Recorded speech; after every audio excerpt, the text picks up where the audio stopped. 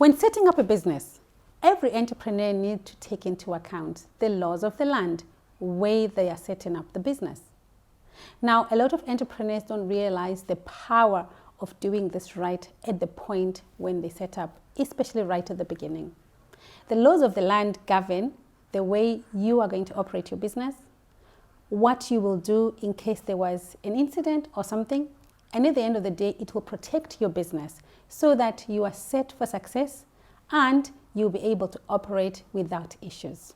In the West, this is something that may come across as simpler for startups. Information is available online, and there are a lot of resources that are available for entrepreneurs to access the services. Moreover, entrepreneurs in the West, I think they have an opportunity to access even not so expensive services because they could be charities or other organizations that are offering these services. However, I am not so sure if the case is the same for startups in Africa and other third world countries. I'm not so sure how much this information is available for them, even if they wanted to access it online. And so today, I have taken it upon myself to have a conversation with an amazing young gentleman who has got a legal background. And he has invested a lot of his time over the years in trying to understand this space. And he is doing a lot of work to enable entrepreneurs on the continent to make sure this information is available to them and they can set up for success. His name is Ronald Mutasa, and we want to thank him because he's made his time out of his precious day to come and have a conversation with us. Ronald, welcome to the channel, and thank you so much for making time. I know you are even coming from very important meetings and work that you had today, but you made time to have this conversation, so thank you for giving your time. Well, thank you, Fungai, for inviting me in the first place. I think it's always a delight to follow the journey that you've gone through and to be part of this series. So thank you very much for welcoming me today. Thank you. And so I know you've had an amazing journey, Ronald. So I'm going to give you an opportunity for you to tell the audience and tell us, how did you end up doing what you're doing from Chitungwiza, all the way from Chitungwiza? Yeah. And we are now here in England. We're sitting in London. Yeah, and it will be amazing for you to just Bridge. tell us. Yes, overlooking the London Bridge, of course. So tell us. Yeah. Well, thank you, Fungai. And like you say, it's on reflection every time I think about where I am, where I'm working, and the journey that I've taken through. I'm always amazed at sometimes where you start and where you actually end up. And I think for us, particularly in Africa, the stakes are rather very high for you to actually succeed, particularly in business.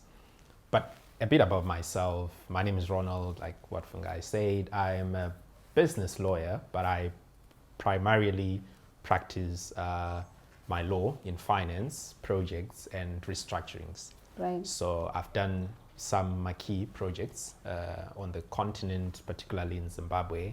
I work for a law firm called DLA Piper Africa, Zimbabwe, which is a Swiss verein or part of a larger global firm that is called DLA Piper, which has some offices here in London and the US and all over Europe. In fact, we are in 40 countries in the world. So I am a partner, a consultant partner in the Zimbabwe office, and I now reside here in London, and at the moment I work out of the local DLA Piper office to continue the work I've been doing. Absolutely. DLA Piper Zimbabwe is basically, it's a business law firm with strategic alliances all over Europe, America, the Middle East.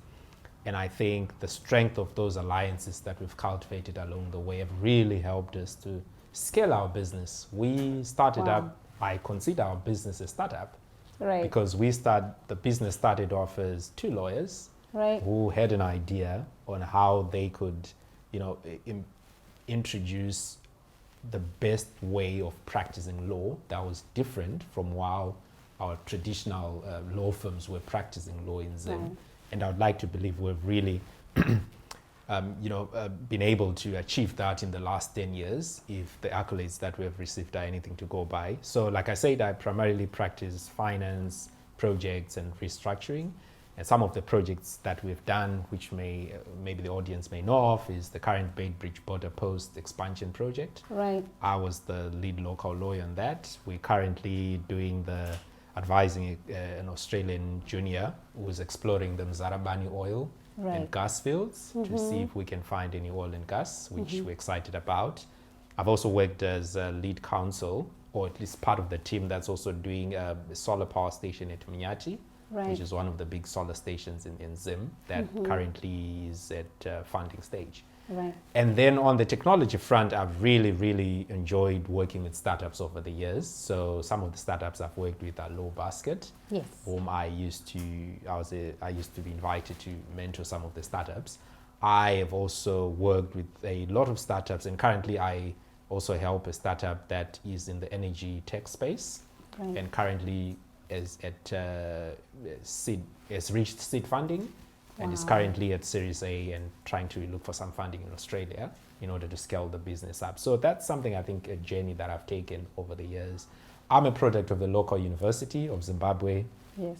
Did my undergrad in the University of Zimbabwe, and then afterwards, like I've said, practiced business law, which I've been doing for the past 13 years now. Amazing. So yeah, this is where I am today, and glad to talk about startups in a short while.